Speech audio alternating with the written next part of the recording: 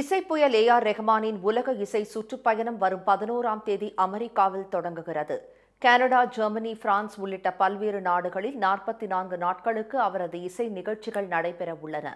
மேற்கத்திய நாடுகளின் பரபரப்பான வாழ்க்கைக்கு நடுவே இந்திய மண்ணின் பாரம்பரியமும் நவீன தொழில்நுட்பமும் கலந்த சங்கமமாக ஏஆர் ரெஹ்மானின் இந்த இசை நிகழ்ச்சிகள் அமைக்கப்பட்டுள்ளன.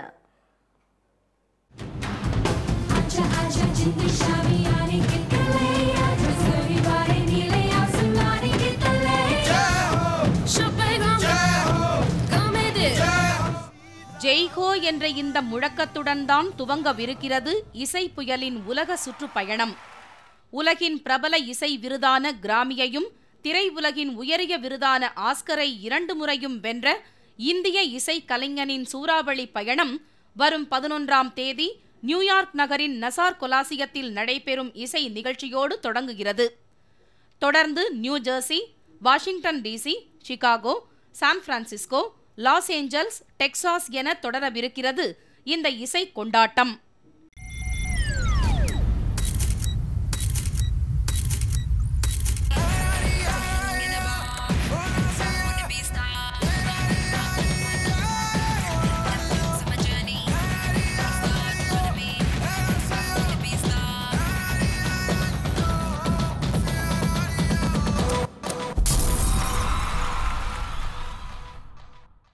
Madonna, Britney Spears, Backstreet Boys இசைக்குழுக்களின் பரவசமூட்டும் இசை நிகழ்ச்சிகளை வடிவமைத்த எமி டிங்காம் தான் ரகுமானின் ஸ்வரங்களையும் வண்ணமயமாக்க உள்ளார் என்பது கூடுதல் சிறப்பு.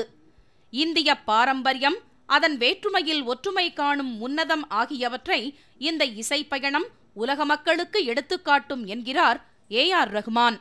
இன்று நாம் சந்திக்க இருக்கும் பெரியவர் உலகளவில் எல்லோருக்கும் தெரிந்தவரே. அவருடைய சாதனைகளின் பட்டியல் சொல்லுக்குள் அடங்காது. Academy Awards, BAFTA Awards, Grammy Awards, Padmashri, White House invitation என்ற பல்வேறு விருதுகளை பெற்றுள்ளார். ஆனால் தனக்கும் இவற்றிற்கும் எந்த சம்பந்தமுமே இல்லை என்கிற மாதிரி நடை, உடை, பாவனை, சிரிப்பு எல்லாவற்றிலும் சிம்பிளிசிட்டி, ஹியூமிலிட்டி என்ற சொற்களுக்கு எடுத்துக்காட்டாக இருக்கும் இசை புயல் ஏஆர் ரஹ்மான் அவர்களை இன்று சந்திப்போம். வாருங்கள். இதுக்கு முன்னாடி எத்தனையோ ஷோஸ் யூஎஸில் பண்ணியிருக்கேன். இந்த ஷோ ஜர்னி பேக் ஹோம், அந்த ஷோஸ்லேருந்து எந்த விதத்தில் டிஃப்ரெண்ட்னு கொஞ்சம் சன் டிவி நேயர்ஸ்க்கு சொல்ல முடியுமா? இந்த ஷோ ஒரு வேறு பெர்ஸ்பெக்டிவில் பண்ணுறோம். அதாவது ஒரு இந்தியன் பெர்ஸ்பெக்டிவில், ஒரு வெஸ்டர்ன் பெர்ஸ்பெக்டிவில் இந்தியான்ற மாதிரி, ப்ளஸ் நம்ம ஸ்பிரிச்சுவாலிட்டி, அதுக்கப்புறம் செலிப்ரேஷன், ஃபெஸ்டிவல், அது மாதிரி நிறைய தீம்ஸ் வச்சு ஸோ பிகினிங் ஆரம்பித்து முடிகிற வரைக்கும் தீம்ஸ் இருக்கும். பட் தமிழ் பாட்டு, தெலுங்கு பாட்டு, பஞ்சாபி, ஹிந்தி எல்லாமே இருக்கும். இந்தியா ஆஸ் ஒன் நேஷன் மாதிரி, one culture, collectively as one culture மாதிரி இருக்கும். எக்ஸலண்ட். அப்புறம் நீங்கள் இத்தனை அவார்ட்ஸ் வின் பண்ணியிருக்கீங்க. இப்போ ரீசெண்டாக Grammy Awards, BAFTA Awards, Academy Awards எல்லாம். இதுக்குனால பீப்புளோட எக்ஸ்பெக்டேஷன்ஸ் ரொம்ப ஜாஸ்தியாக இருக்கும். அதனால் இந்த ஷோக்கு எப்படி டிஃப்ரெண்ட்டாக ப்ரிப்பேர் பண்ணியிருக்கேன்னு கொஞ்சம் சொல்லுங்களேன்.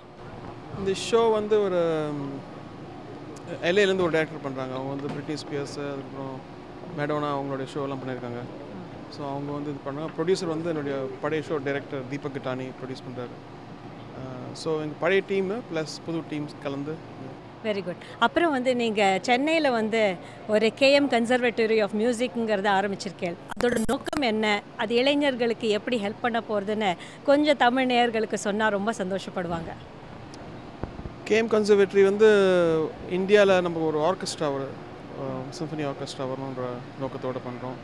அதுக்கு டைம் ஆகும். பட் இப்போ ஸ்கூல் சில்ட்ரன் வச்சு இப்போ அவங்களுக்கு ஸ்ட்ரிங்ஸு, அதுக்கப்புறம் பிராஸ்லாம் சொல்லி தந்துட்டு, ப்ளஸ் மெயின் கோர்சஸ்லாம் piano and voice it's like a senior course.